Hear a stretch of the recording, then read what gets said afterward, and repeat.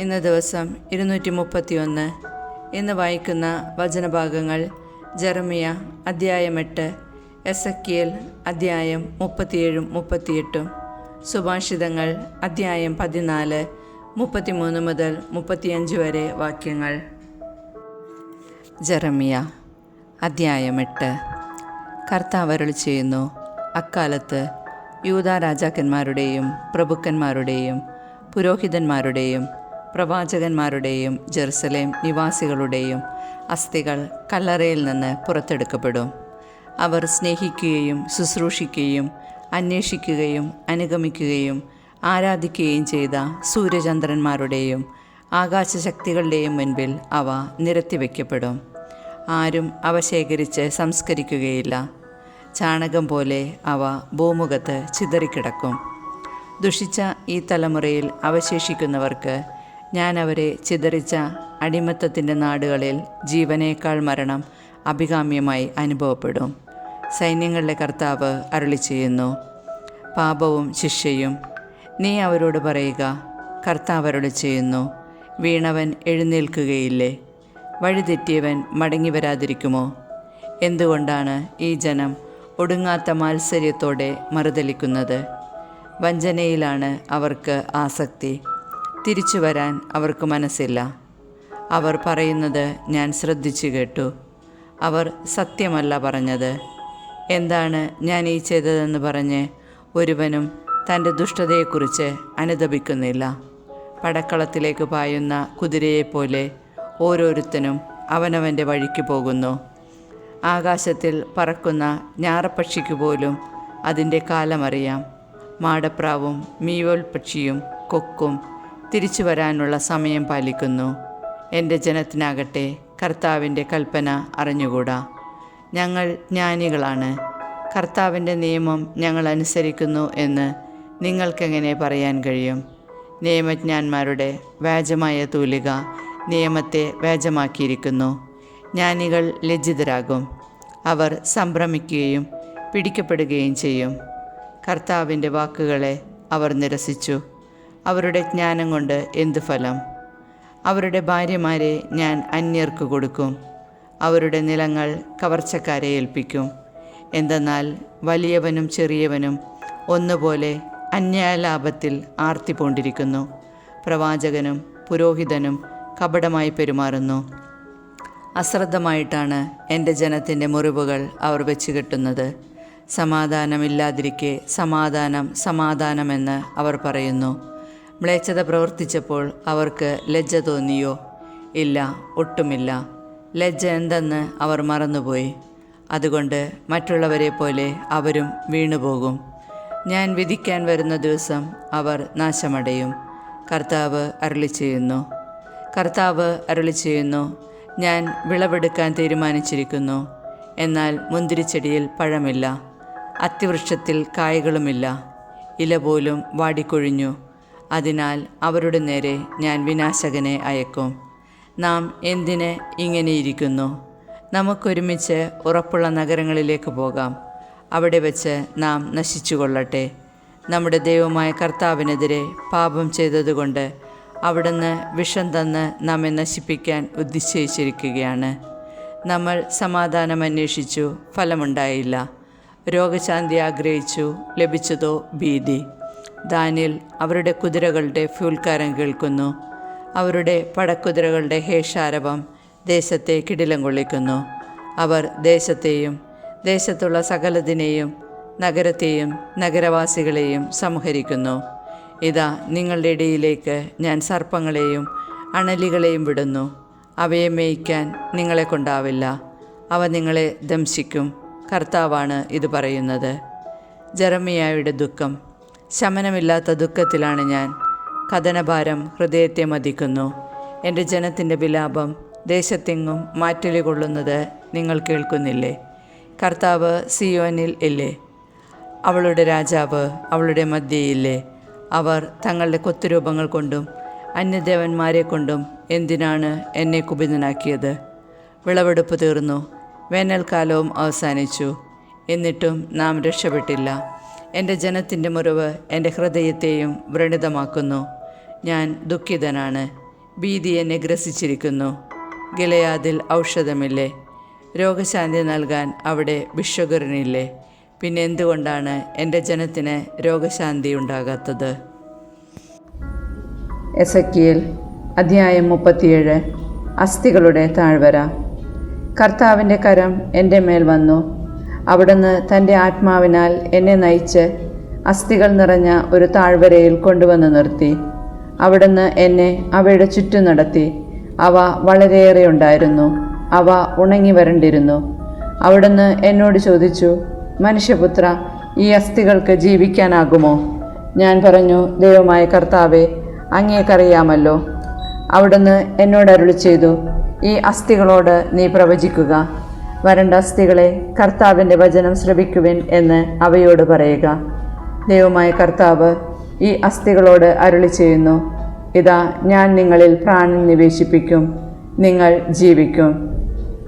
ഞാൻ നിങ്ങളുടെ മേൽ ഞരമ്പുകൾ വെച്ച് പിടിപ്പിക്കുകയും മാംസം വളർത്തുകയും ചർമ്മം പൊതിയുകയും നിങ്ങളിൽ പ്രാണൻ നിവേശിപ്പിക്കുകയും ചെയ്യും.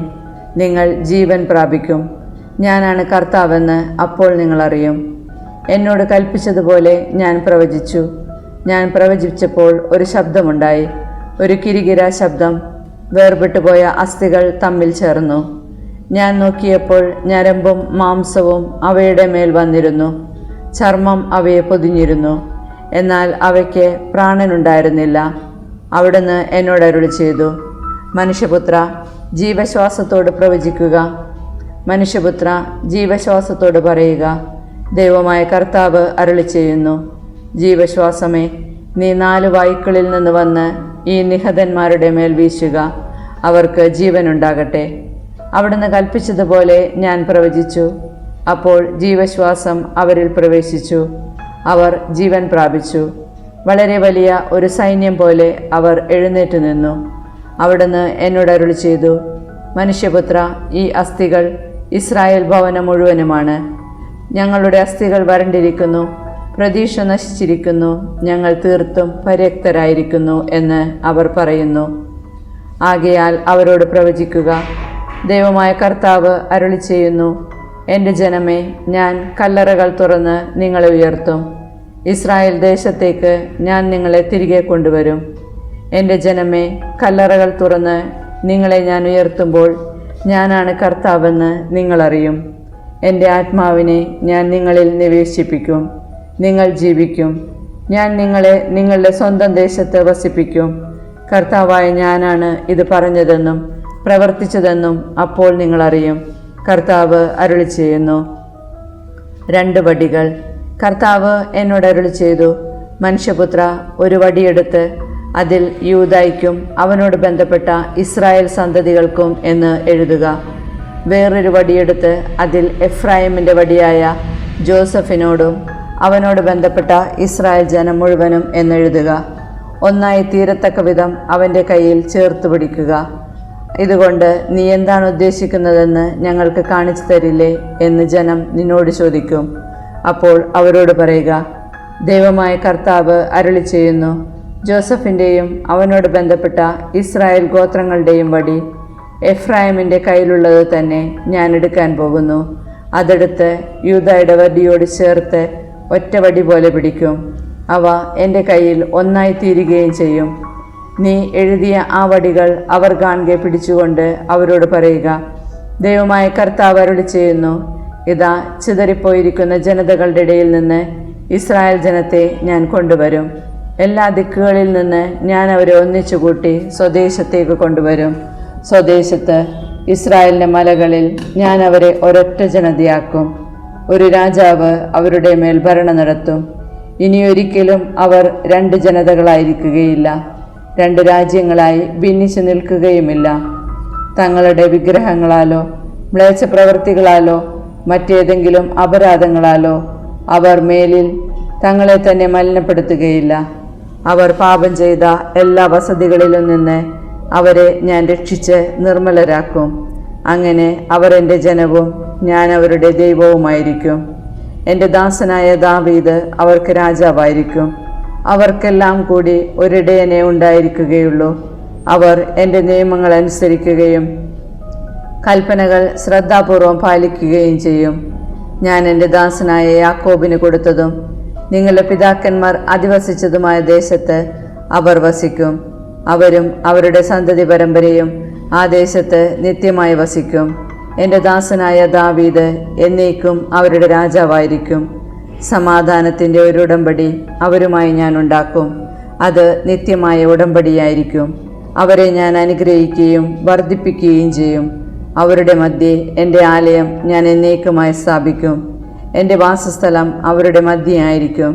ഞാൻ അവരുടെ ദൈവവും അവർ എൻ്റെ ജനവുമായിരിക്കും.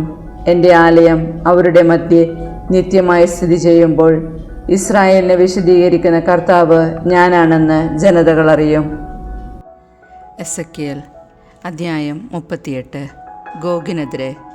കർത്താവ് എന്നോട് അരുളി ചെയ്തു, മനുഷ്യപുത്ര, മഗോഗ് ദേശത്തെ ഗോഗിനെതിരെ മേശക്, തൂബാൽ എന്നിവിടങ്ങളിലെ പ്രധാന നാടുവഴിക്കെതിരെ മുഖം തിരിച്ച് പ്രവചിക്കുക. ദൈവമായ കർത്താവ് അരുളി ചെയ്യുന്നു, മെഷക്കിലെയും തൂബാലിലെയും അധിപതിയായ ഗോഗേ, ഞാൻ നിനക്കെതിരാണ്. ഞാൻ നിന്നെ തിരിച്ചു നിർത്തി നിന്റെ കടവായിൽ കൊളുത്തിട്ട് പുറത്തു കൊണ്ടുവരും. നിന്റെ കുതിരകളെയും സർവായുധധാരികളായ കുതിരച്ചേവകരെയും കവചവും പരിചയും വാളുമേന്തിയ വലിയ സൈന്യസമൂഹത്തെയും പുറത്തു കൊണ്ടുവരും. പേർഷ്യക്കാരും കുഷ്യരും പുത്യരും പരിചയും പടത്തൊപ്പിയും ധരിച്ച് അവരോടൊപ്പമുണ്ടായിരിക്കും. ഗോമേറും അവിടുത്തെ സേനാവിഭാഗങ്ങളും വടക്കേറ്റത്തുള്ള ബേത് ഗോമേറയും അതിൻ്റെ എല്ലാ പടക്കൂട്ടവും അടങ്ങുന്ന ഒരു വലിയ ജനസമൂഹം നിന്നോടൊപ്പമുണ്ടായിരിക്കും. നീയും നിന്റെ അടുത്ത് സമ്മേളിച്ചിരിക്കുന്ന സമൂഹവും ജാഗരൂകതയോടെ ഒരുങ്ങിയിരിക്കുക. എൻ്റെ ആജ്ഞ കാത്തിരിക്കുക. ഏറെ നാൾ കഴിഞ്ഞ് നിന്നെ വിളിക്കും. വാളിൽ നിന്ന് വീണ്ടെടുക്കപ്പെട്ട വിവിധ ജനതകളിൽ നിന്ന് കൂട്ടിച്ചേർത്ത വളരെ പേരുള്ള ദേശത്തേക്ക്, വളരെ കാലം ശൂന്യമായി കിടന്ന ഇസ്രായേൽ മലകളിലേക്ക് അന്ന് നീ മുന്നേറും. വിവിധ ജനതകളിൽ നിന്ന് സമാഹരിക്കപ്പെട്ടവരാണ് അവിടുത്തെ ജനം. അവർ ഇന്ന് സുരക്ഷിതരായി കഴിയുന്നു. നീയും നിന്റെ സൈന്യവും നിന്നോടൊപ്പമുള്ള ആളുകളും കൊടുങ്കാറ്റ് പോലെ മുന്നേറി കാർമേഘം പോലെ ആ ദേശം മറയ്ക്കും. ദൈവമായ കർത്താവ് അരുളി ചെയ്യുന്നു, ആ സമയത്ത് ചില ചിന്തകൾ നിന്റെ മനസ്സിൽ പൊന്തിവരും. ദുഷിച്ച ഒരു പദ്ധതി നീ ആലോചിക്കും. നീ പറയും, കോട്ടകളില്ലാത്ത ഗ്രാമങ്ങൾക്കെതിരെ ഞാൻ ചെല്ലും. മതിലുകളോ വാതിലുകളോ ഓടാമ്പലുകളോ ഇല്ലാതെ തന്നെ സുരക്ഷിതരായി സമാധാനത്തിൽ കഴിയുന്ന ജനത്തിനെതിരെ ഞാൻ ചെല്ലും. വസ്തുക്കൾ കൊള്ള ചെയ്തു കൊണ്ടുപോകാനും വിവിധ ജനതകളുടെ ഇടയിൽ നിന്ന് ശേഖരിക്കപ്പെട്ട് ഭൂമിയുടെ മധ്യത്തിൽ കന്നുകാലികളും വസ്തുവകകളുമായി താമസിക്കുന്നവരുടെയും ഒരിക്കൽ ശൂന്യമായി കിടന്നിരുന്നതും ഇപ്പോൾ ജനവാസമുള്ളതുമായ അവരുടെ ദേശത്തിൻ്റെയും മേൽ കൈവയ്ക്കാനും നീ ആലോചിക്കും. ഷേബായും ദദാനും താർഷീഷിലെ വ്യാപാരികളും അവിടുത്തെ യുവസിംഹങ്ങളും നിന്നോട് ചോദിക്കും, വസ്തുവകകൾ കൊള്ളയടിക്കാനാണോ നീ വന്നിരിക്കുന്നത്? ചരക്കുകളും കന്നുകാലികളും സ്വർണവും വെള്ളിയും കവർച്ച ചെയ്ത് കൊണ്ടുപോകാനാണോ വലിയ സൈന്യത്തെ നീ സമാഹരിച്ചിരിക്കുന്നത്? മനുഷ്യപുത്ര, ഗോഗിനോട് പ്രവചിക്കുക. ദൈവമായ കർത്താവ് അരുളി ചെയ്യുന്നു, എൻ്റെ ജനമായ ഇസ്രായേൽ സുരക്ഷിതമായി വസിക്കുന്ന ദിനത്തിൽ നീ പുറപ്പെടുകയില്ലേ? നീയും നിന്നോടൊപ്പമുള്ള വിവിധ ജനതകളും കുതിരപ്പുറത്തേറി വടക്കേറ്റത്തുള്ള നിന്റെ ദേശത്തു നിന്ന് ശക്തമായ ഒരു മഹാസൈന്യമായി എത്തിച്ചേരും. ഭൂമി മറയ്ക്കുന്ന മേഘം പോലെ നീ എൻ്റെ ജനമായ ഇസ്രായേലിനെതിരെ കടന്നുവരും. ഗോഗേ, എൻ്റെ പരിശുദ്ധി ഞാൻ ജനതകളുടെ മുന്നിൽ നിന്നിലൂടെ വെളിപ്പെടുത്തും. അതുവഴി അവർ എന്നെ അറിയേണ്ടതിന് ആ നാളുകളിൽ എൻ്റെ ദേശത്തിനെതിരെ നിന്നെ ഞാൻ കൊണ്ടുവരും. ദൈവമായ കർത്താവ് അരുളി ചെയ്യുന്നു, ഇസ്രായേലിനെതിരെ ഞാൻ കൊണ്ടുവരുമെന്ന് മുൻകാലങ്ങളിൽ വർഷങ്ങളോളം പ്രവചിച്ചിട്ടുള്ള എൻ്റെ ദാസരായ ഇസ്രായേൽ പ്രവാചകരിലൂടെ പഴയ കാലങ്ങളിൽ ഞാൻ പറഞ്ഞിട്ടുള്ളത് നിന്നെ പറ്റിയായിരുന്നില്ലേ? ദൈവമായ കർത്താവ് അരുളി ചെയ്യുന്നു, ഗോഗ് ഇസ്രായേൽ ദേശത്തിനെതിരെ വരുന്ന ദിവസം എൻ്റെ മുഖം ക്രോധത്താൽ ജ്വലിക്കും. എൻ്റെ അസൂയയിലും ജ്വലിക്കുന്ന ക്രോധത്തിലും ഞാൻ പ്രഖ്യാപിക്കുന്നു, ആ നാളിൽ ഇസ്രായേലിൽ ഒരു മഹാപ്രകമ്പനം ഉണ്ടാകും. കടലിലെ മത്സ്യങ്ങളും ആകാശത്തിലെ പറവകളും വന്യമൃഗങ്ങളും ഇഴജന്തുക്കളും ഭൂമുഖത്തുള്ള എല്ലാ മനുഷ്യരും എൻ്റെ മുൻപിൽ വിറകൊള്ളും. പർവ്വതങ്ങൾ തകർന്നടിയും, ചെങ്കുത്തായ മലകൾ ഇടിഞ്ഞു വീഴും. എല്ലാ മതിലുകളും നിലംപതിക്കും. ദൈവമായ കർത്താവ് അരുളിച്ചെയ്യുന്നു, ഗോഗിനെതിരെ എല്ലാത്തരം ഭീകരതയും ഞാൻ വിളിച്ചു വരുത്തും. എല്ലാവരുടെയും വാൾ തങ്ങളുടെ സഹോദരനെതിരെ ഉയരും. പകർച്ചവ്യാധികളും രക്തച്ചൊരിച്ചിലും കൊണ്ട് അവനെ ഞാൻ വിധിക്കും. ഞാൻ അവൻ്റെയും അവൻ്റെ സൈന്യത്തിൻ്റെയും അവനോടൊപ്പമുള്ള ജനതകളുടെയും മേൽ പേമാരിയും കന്മഴയും തീയും ഗന്ധകവും വർഷിക്കും. അങ്ങനെ അനേകം ജനതകളുടെ മുൻപിൽ ഞാൻ എന്നെ തന്നെ വെളിപ്പെടുത്തുകയും എൻ്റെ വിശുദ്ധിയും മഹത്വവും കാണിച്ചു കൊടുക്കുകയും ചെയ്യും. ഞാനാണ് കർത്താവെന്ന് അപ്പോൾ അവർ അറിയും. സുഭാഷിതങ്ങൾ അധ്യായം 14 33 മുതൽ 35 വരെ വാക്യങ്ങൾ. ബുദ്ധിമാന്റെ മനസ്സിൽ വിവേകം കുടികൊള്ളുന്നു, ഭോഷന്മാരുടെ ഹൃദയം അതിനെ അറിയുന്നതേയില്ല. നീതി ജനതയെ ഉത്കർഷത്തിലെത്തിക്കുന്നു, പാപം ഏത് ജനതയ്ക്കും അപമാനകരമത്രേ. വിവേകത്തോടെ പ്രവർത്തിക്കുന്ന സേവകൻ രാജാവിൻ്റെ പ്രീതി നേടുന്നു, ലജ്ജാവഹമായി പ്രവർത്തിക്കുന്നവൻ്റെ മേൽ അവൻ്റെ കോപം നിപതിക്കുന്നു.